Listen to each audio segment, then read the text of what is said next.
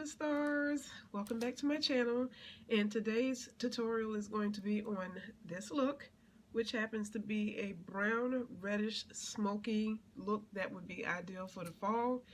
Fall is one of my favorite seasons of the year, so I tend to do a lot of looks that are generated towards some of my favorite colors, which happen to be earth tone colors, and that's in correlation with fall.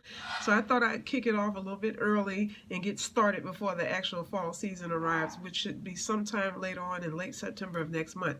So I thought I'd kick it off a little bit early and get started before the actual fall season arrives, which should be sometime later on in late September of next month.